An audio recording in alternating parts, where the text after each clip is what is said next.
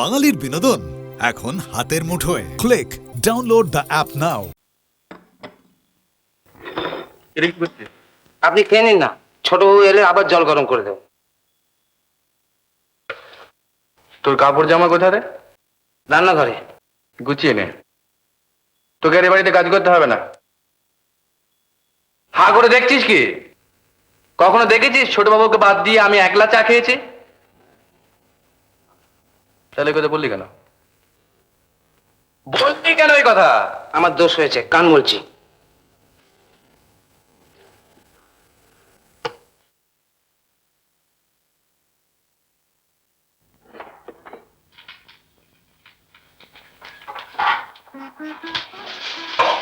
এইটা স্টোভ। এই জলটা একটু গরম করে দেবে ভাই, আমাদের স্টোভটা আবার খারাপ হয়ে গেছে।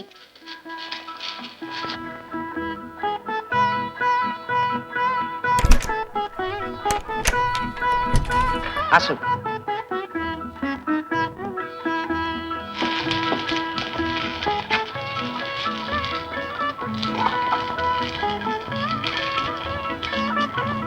দেখো বাবা, তোমার মনি বাবা কিছু মনে করবেন না? না,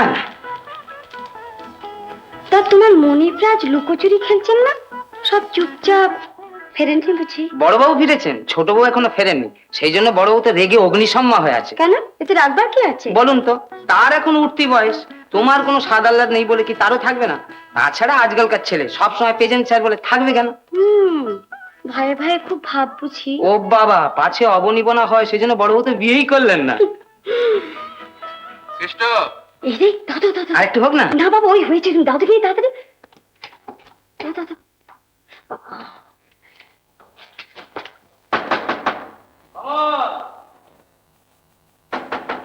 অমল! বলেছে কমল বাড়িতে নেই। আগে আমি শুনে ফেলেছি। আপনি নিশ্চিত দাদা? আমি নিশ্চিত কমলের বন্ধু। কাইন্ডলি কমল এলে বলে দেবেন যে আজকে রাত্রে অতি অবশ্যই যেন আমার সঙ্গে দেখা করে, বিশেষ দরকার। শোনো, আগে কি করো তুমি? আগে আমি ওই 5 বছর ধরে রেগুলারলি বিয়ে ফেল করে চলেছি। কেন? আমি ওই কলেজ ফুটবল টিমের তো সেন্টার ফরওয়ার্ড, তাই সবাই মিলে ওই ধরা করা করে আমাকে ফেল করিয়ে দিচ্ছে। তার মানে কাজের মধ্যে তুমি রেগুলার সেন্টার ফরওয়ার্ড খেলো আর রেগুলার ফেইল করো? আগে না, পলিটিক্যাল কাজকর্ম কিছু করি। কি বলে? বলছি রাজনীতিও করি। আর সেই সূত্রেই কমলের সঙ্গে আমার আলাপ। আমার ধারণা ছিল যে আমার সম্বন্ধে কমল বোধহয় আপনাকে কিছু বলেছে। তোমরা বাইরে যা কিছু করে বেড়াও সব কি তোমাদের গার্জেনদের কাছে এসে বলো? আগে বাধ্য হয়ে উল্টো পাল্টা বলতে হয়। কারণ? কিছু মনে করবেন না, সবাই তো আর আপনার মতো ঠিক উদার নয়। আর সেই জন্যে আমরা একটা সেবা সমিতির ব্যবস্থা করেছি। সেবা সমিতি? আগে হ্যাঁ, দেরি হলেই সেবা সমিতি। ধরুন কোনো বন্ধুর বোনের টিবি হয়েছে, তাকে হাসপাতালে পাঠানো। তারপর আরো বেশি দেরি হলে কোনো বন্ধুর দুস্থ মাসি পিসিদের সপ্তাহ পর্যন্ত করতে হয়।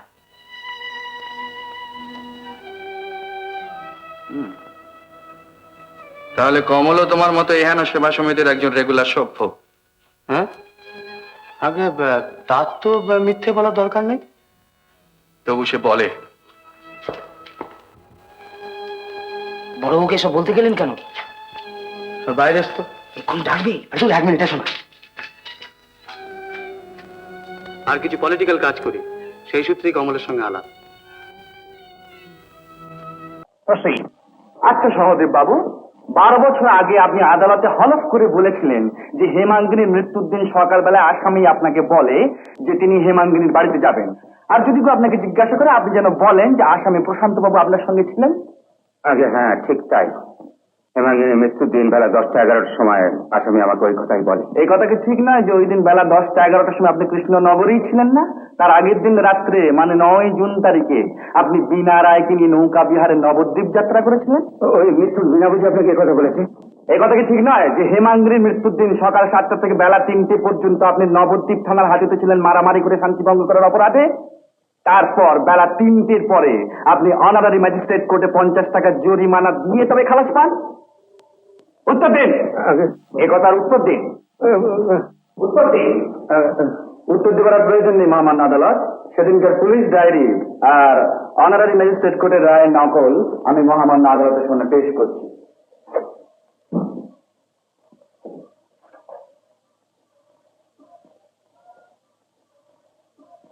উত্তর দিন। আচ্ছা হুজুর, ধর্মাবতার। হেমাঙ্গিনীর মৃত্যুর দিন আপনি কৃষ্ণনগরে ছিলেন না, আর আসামির সঙ্গে আপনার দেখা হয়নি? না হুজুর, ধর্মাবতার। প্রশান্ত চ্যাটার্জির বিচারের সময় আদালতের জাজ ও জুরির সামনে হলফ করে আপনি মিথ্যা সাক্ষী দিয়েছেন। দিয়েছিল হুজুর, দিয়েছিল। আপনি যে পরিমাণে মিথ্যে কথা বলেছেন সহদেব বাবু, তাতে আপনি সত্যি vice chairman. Milord, the witness is excused. You won't cross-examine this witness any further? No, milord. সরকার পক্ষ, আপনি সহদেব বাবুকে জেরা করবেন? Any re-examination? No, milord, the witness is excused. No, is not excused. As far as this court is concerned, Sahadev বাবু আদালতে হলফ করে মিথ্যে সাক্ষী দিয়েছে। মিথ্যে সাক্ষী দেওয়া একটা গুরুতর অপরাধ, এ মোস্ট সিরিয়াস অফেন্স। আমি পুলিশকে অর্ডার দিচ্ছি তাকে পুলিশ কাস্টাডিতে রাখবার জন্য, যে পর্যন্ত না তার বিরুদ্ধে proceedings done up. Your next witness. আমার দ্বিতীয় সাক্ষী শ্রীমতী বীণা রায়, যিনি আসামিকে হেমাঙ্গিনীর ঘর থেকে পালাতে দেখেছিলেন এবং চিনতে পেরেছেন। বীণা রায়কে আদালতে হাজির করা হোক।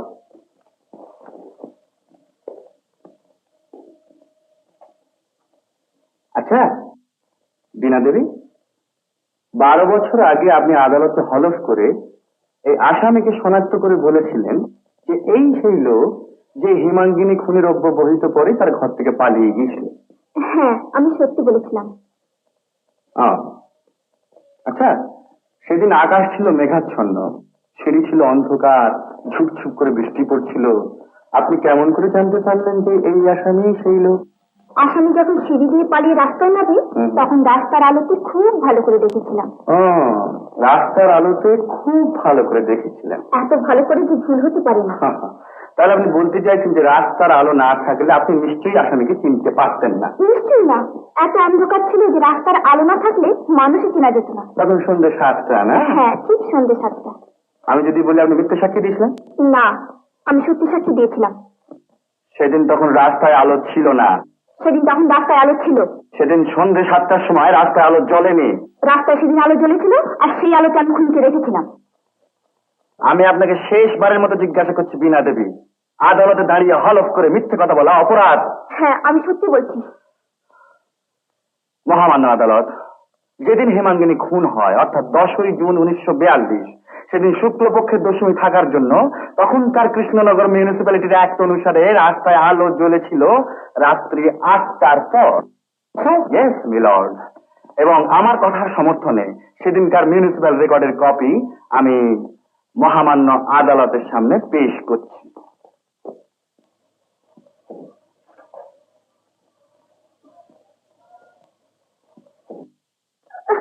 আগে না হুজুর, আমি আসামিকে চিনতে পারিনি।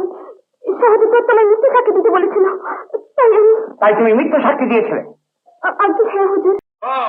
Welcome, welcome, Rosie, welcome. How do you do? How do you do? Why have you been so long, naughty girl?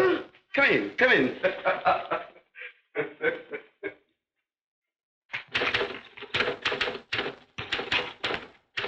Hello, man. Who are you? একজন young lady তোমাকে question করছে and you can't answer? Can't you speak? I say, who are you? He is Mr. Banerjee's brother-in-law. Or cousin খোকা চ্যাটার্জি বোম্বেতে থাকে। Do you follow, Rosie? Ami Jani, Sata. You don't like me. But why? Ami তোমার কি করেছে?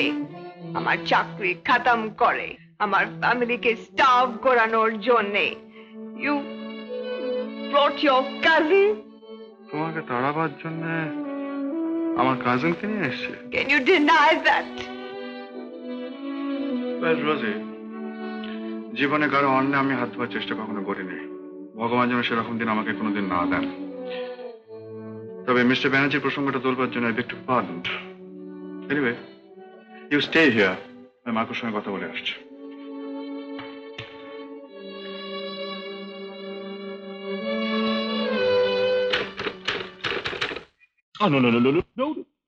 এই মানুষ advocacy করার জন্য তো তোমাকে হোটেলে রাখা হচ্ছে না। And I have no time to listen to a cock and bull story. You have got to listen to. ওর মায়ের অসুখ করেছিল, ও নাকি চিঠি লিখে জানিয়েছিল এখানে। মিথ্যা কথা, lies, all absolute lies. I do not believe a word you are saying. তাহলে আপনি বলছে ওর হোল ফ্যামিলি স্টার্ভ করো? ওর বাবা মা ভাই বোন সবাই ওর উপর ডিপেন্ড করে। Is that true? It is true, sir. All right. All right. Go ahead. Do what you like. Thank you, sir.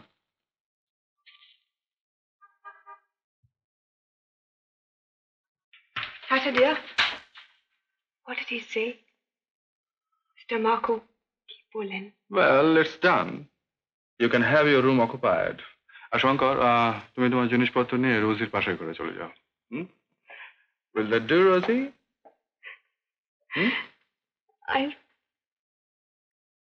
I don't know how to thank you. It's all right. It's all right. Come on. Come on. Mind your bag.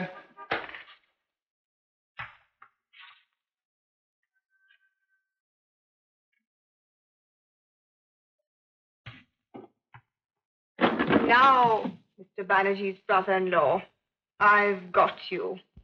এখন যদি আমি বলি তুমি আমার ইজ্জত নষ্ট করেছো, শুনুন প্লিজ, আমি শাট আপ, তুমি আমায় ইনসাল্ট করেছো। আপনার সঙ্গে তো আমার আধ ঘন্টা হলো দেখা হয়েছে, এর মধ্যে তো আমি কোনো কথাই বলিনি। You keep quiet. তুমি মিসেস ব্যানার্জির ভাই। I am sure তোমরা বলছো আমি মিস্টার ব্যানার্জির কাছে বহুত রুপিয়া নিয়েছি, হ্যাঁ? Lot of money. বিশ্বাস করুন, মিস্টার ব্যানার্জির সঙ্গে আমার কোনো রিলেশন নেই। I don't believe a word of yours. তোমার সিস্টারকে বলো তার হাজবেন্ড একটা জানোয়ার। আমি জানতাম না he is married. He bluffed me. All I wanted was a decent married life. Oh, my ঠকিয়েছে। He cheated me. আপনি বিশ্বাস করুন, মিস্টার ব্যানার্জি আমার কেউ হন না, আমি তাকে চিনিও না।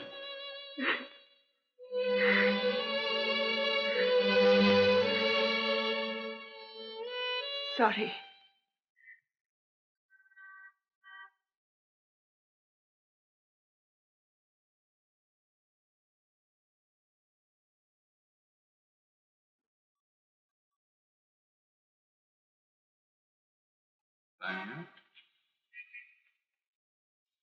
That's all.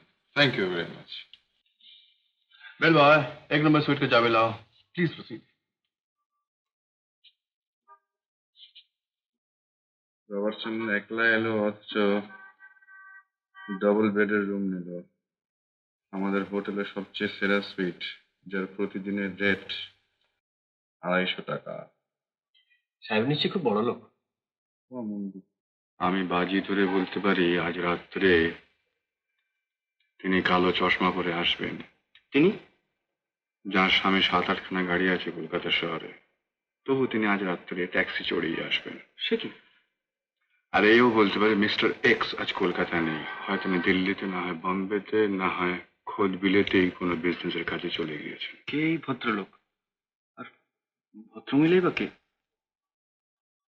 Mrs Pakrashi, Madhav পাকড়াশির হিসেবের খাতায় যিনি খরচ হয়ে গিয়েছেন।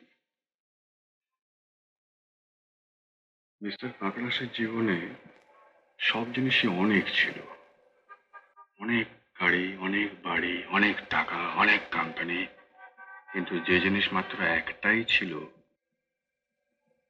সেটি নষ্ট হয়ে গেল। মানে? মিসেস পাকড়াশি আজ থেকেও নেই। দিনের বেলা সমাজ সেবা করেন, দেশের চিন্তা করেন, রাত্রেই সাজানে চলে আসেন। সারাদিন তিনি প্রচন্ড বাঙালি, কিন্তু এখানে তিনি প্রচন্ড আন্তর্জাতিক। আগে 23 বছরের একটি ফরাসি যুবক ছিল, এখন বোধহয় ইংরেজ ছোড়াকে মনে ধরেছে। মিস্টার পাকড়াশি।